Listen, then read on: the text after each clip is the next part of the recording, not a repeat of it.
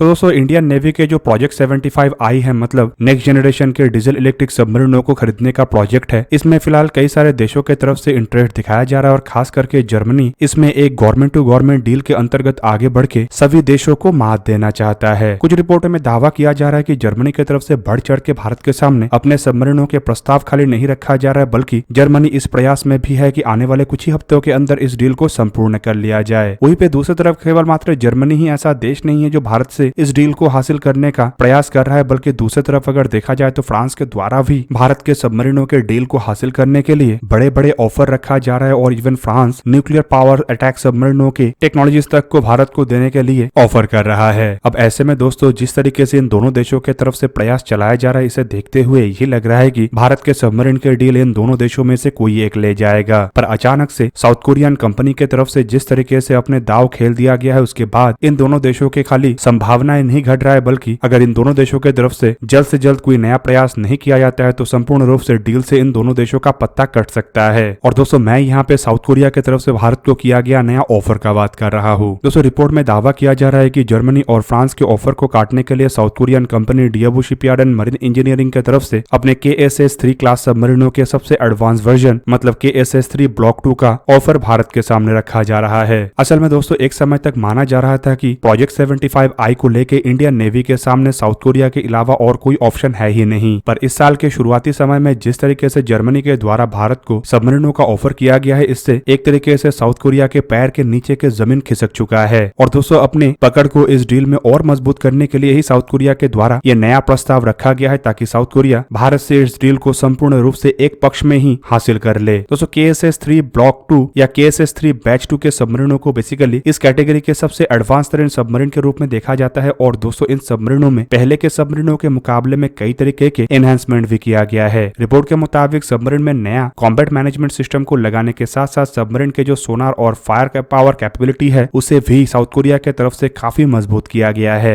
वहीं पे दोस्तों दूसरी तरफ जर्मनी के अगर प्रयास को देखा जाए तो जर्मनी केवल मात्र भारत के सामने इनफॉर्मल ऑफर नहीं रखा है, बल्कि बताया जा रहा है कि एक तरीके से फॉर्मल ऑफर भी जर्मनी के द्वारा भारत के सामने रखा गया है। और कुछ ही दिनों में जर्मनी के डिफेंस मिनिस्टर का भी भारत का एक दौरा होने वाला है और इस दौरे के दरमियान भी जर्मन के डिफेंस मिनिस्टर की तरफ से डील को और सिंप्लीफाई करने का प्रयास किया जाएगा या फिर डील को अपने पक्ष में करने का प्रयास किया जाएगा। पर जर्मनी के प्रयास से पहले ही साउथ कोरिया की तरफ से अपना चाल चल दिया गया है, जबकि दूसरी तरफ अगर देखा जाए तो साउथ कोरिया की तरफ से अपने नए ऑफर को लेके जो नए दावे किया गया वो भी जर्मनी के लिए परेशानी का कारण बन सकता है। अब दोस्तों प्रोजेक्ट 75 आई में अगर देखा जाए तो टेंडर में एकमात्र वेंडर के रूप में South Korean company Daewoo shipyard and marine engineering है। हालांकि बाकी के कोई भी कंपनी इसमें फिलहाल नहीं है, जिससे कि टेंडर प्रोसेस डेडलॉक में बना हुआ है। पर अगर देखा जाए तो साउथ कोरियन कंपनी एकमात्र ऐसा कंपनी है जो भारत के साथ टेंडर प्रोसेस में और गवर्नमेंट टू गवर्नमेंट दोनों ही डील के तहत आगे बढ़ने के लिए तैयार है। जर्मनी असल में भारत की जरूरतों को तो पूरा कर सकता है, लेकिन टेंडर प्रोसेस के अंतर्गत आगे बढ़ना नहीं चाहता। जबकि वहीं पे अगर देखा जाए तो प्रोजेक्ट 75 आई को लेके भारत का जो एक बहुत बड़ा शर्त है वो है सबमरीनों में वर्टिकल लॉन्चिंग सिस्टम होना। अब जर्मनी के सबमरीनों में तो इस तरीके के सिस्टम नहीं है और टॉर्पेडो ट्यूब के द्वारा ही इससे मिसाइलों को दागा जाता है, पर इस तरीके के सिस्टमों को सबमरीनों में जर्मनी लगा सकता है। और साउथ कोरियन जो KSS-3 सबमरीन है इसमें ऑलरेडी वर्टिकल लॉन्चिंग सिस्टम है जो कि क्रूज मिसाइलों को दाग सकता है और सबमरीनों के फायर पावर और कई गुना बढ़ा सकता है। पर इसके ब्लॉक 2 या बैच 2 वेरिएंट के सबमरीनों को लेकर बताया जा रहा है कि इसमें और अतिरिक्त मात्रा में वर्टिकल लॉन्चिंग सिस्टमों को लगाया गया है। अब दूसरी तरफ दोस्तों अगर देखा जाए तो KSS सबमरीन अगर टेंडर प्रोसेस के अंतर्गत आगे बढ़ता तो शायद ही इस सबमरीन को किसी अन्य देश के सबमरीन के द्वारा हराना संभव हो पाता, क्योंकि ये एकलौता ऐसा सबमरीन है जो लगभग इंडियन नेवी के प्रोजेक्ट 75 आई के सभी शर्तों को पूरा कर सकता है। वहीं पे जर्मनी की तरफ से जिस सबमरीन का प्रस्ताव भारत के सामने रखा जा रहा है वो भारत के कई सारे जरूरतों को पूरा तो कर सकता है, लेकिन 100% सभी शर्तों को पूरा करने के लिए ये भी समर्थ नहीं है। हालांकि जिन शर्तों को जर्मनी के सबमरीनों के द्वारा पूरा करना पॉसिबल नहीं है वो उतना बड़ा शर्त नहीं है और थोड़ा बहुत फेर बदलाव के साथ इन शर्तों को भी जर्मनी पूरा कर सकेगा। दोस्तों यहाँ पे शर्तों के मुताबिक भारत के द्वारा जिस सबमरीन को खरीदा जाना है उसमें air independent propulsion system, lithium ion जैसे बैटरी और वर्टिकल लॉन्चिंग सिस्टमों के अलावा सबमरीनों के वजन भी करीब करीब 3000 टन के आसपास होना चाहिए। अब KSS सबमरीन को अगर देखा जाए तो ये असल में उन सभी सिस्टमों से लैस है और ऊपर से ये 3000 टन का भी है। दूसरी तरफ दोस्तों जर्मन जो कंपनी भारत के सामने सबमरीनों का प्रस्ताव रख रहा है वो भारत के लायबिलिटी क्लॉज को पूरा करने के लिए तैयार नहीं है और दोस्तों इसी क्लॉज के कारण ही जर्मनी टेंडर में शामिल नहीं हुआ और गवर्नमेंट टू गवर्नमेंट प्रोसेस के अंतर्गत डील को हासिल करना चाहता है। पर साउथ कोरिया के कंपनी की तरफ से लायबिलिटी क्लॉज को भी पूरा करने का बात कहा जा रहा है। यहाँ पे दोस्तों आप लोगों को और एक बात भी जान के रखना चाहिए कि इन सभी शर्तों को पूरा करने का समर्थ होने के बावजूद साउथ कोरियन कंपनी के सामने एक बड़ा चुनौती ये है कि कई जगहों में बताया जाता है कि KSS-3 क्लास के सबमरीनों को बेसिकली जर्मनी के सबमरीनों के ही बेस पे बनाया गया है और इसलिए अगर जर्मनी चाहेगा तो इस सबमरीन के डील के ऊपर बाधा पैदा कर सकता है। पर अगर दोस्तों ऐसा होता तो शायद साउथ कोरिया की तरफ से KSS-3 ब्लॉक 2 या फिर कहे तो बैच 2 के सबमरीनों का प्रस्ताव फिर से नहीं रखा जाता। दोस्तों सबमरीनों को लेके तो साउथ कोरिया के द्वारा जर्मनी, फ्रांस जैसे देशों को झटका देने का तैयारी कर लिया गया है, लेकिन वहीं पे दूसरी तरफ इंडियन नेवी के द्वारा पाकिस्तान को एक बहुत बड़ा झटका दिया गया। दोस्तों आप सबको पता होगा कि पाकिस्तान के लॉबिंग के कारण सऊदी अरबिया के द्वारा कश्मीर में आयोजित G20 के मीटिंग के लिए अपने डेलीगेशन नहीं भेजा गया और दोस्तों इससे पाकिस्तान काफी अधिक खुश हो रहा था कि सऊदी अरबिया की तरफ से पाकिस्तान को सपोर्ट किया गया और सऊदी अरबिया भारत के विपक्ष हो गया। पर दोस्तों जिस दरमियान ये G20 के मीटिंग आयोजित हुआ था उसी दरमियान सऊदी अरबिया की तरफ से पाकिस्तान को एक ऐसा झटका दिया गया जो शायद पाकिस्तान सहन ना कर पाए और भूले ना। बेसिकली दोस्तों मैं यहाँ पे भारत और सऊदी अरबिया के नेवी के बीच में आयोजित एक्सरसाइज का जिक्र कर रहा हूँ। एक्सरसाइज अल मोहिद अल हिंद असल में दोनों देशों के द्वारा आयोजित किया हुआ नेवल एक्सरसाइज के पार्ट 2 है। दोस्तों ये सेकंड एडिशन है, मतलब दूसरी बार इन दोनों देशों के बीच में इस तरीके के एक्सरसाइज हो रहा है जो कि पर्शियन गोल्फ के अल जुबैल में हो रहा है। और दोस्तों ये एक्सरसाइज उसी दरमियान हुआ जब कश्मीर में G20 के मीटिंग को आयोजित किया गया था। रिपोर्ट में बताया जा रहा है कि मई 21 के दिन इस एक्सरसाइज का शुरुआत हुआ था और मई 25 के दिन एक्सरसाइज को समाप्त किया गया, जबकि श्रीनगर में G20 के मीटिंग को 24 और 25 मई के दिन आयोजित किया गया था।